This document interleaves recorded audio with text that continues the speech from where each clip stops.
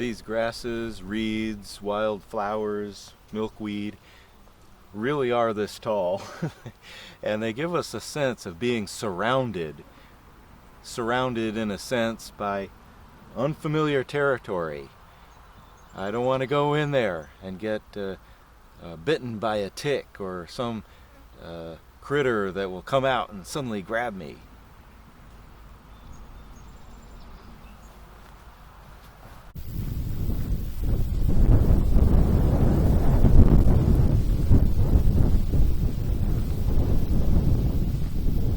I'll be just a little bit brave and stand in here by these tall Timothy grasses, which show us the height, enormous height, and all this growth that is taking place surrounding me.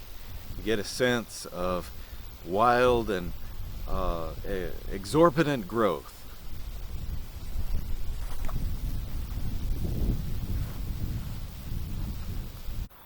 The psalmist, too, had a sense of being surrounded.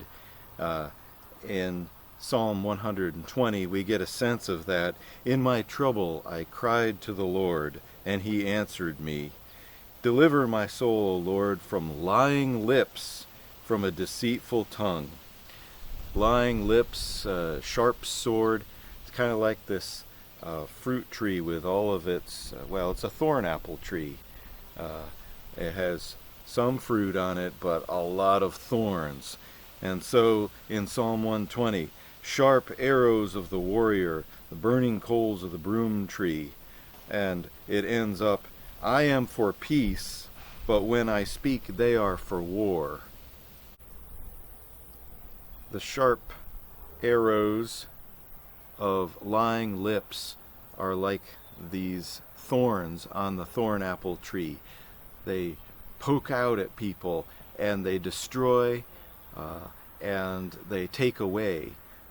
The psalmist in Psalm 120 said he's for peace, but when I speak they are for war. And sometimes we find ourselves surrounded by those that throw or cast their lying lips at us or their words at us, and it's not true. Or they destroy the peace of families, workplaces, other situations like that. And we find ourselves surrounded by those places, in those times, and it's very difficult. But the psalmist directs us, in my trouble, I cried to the Lord, and he answered me. So when you're in trouble, and when there's deceit, and when there's lying lips around you, just turn to the Lord. The Lord knows the right answer.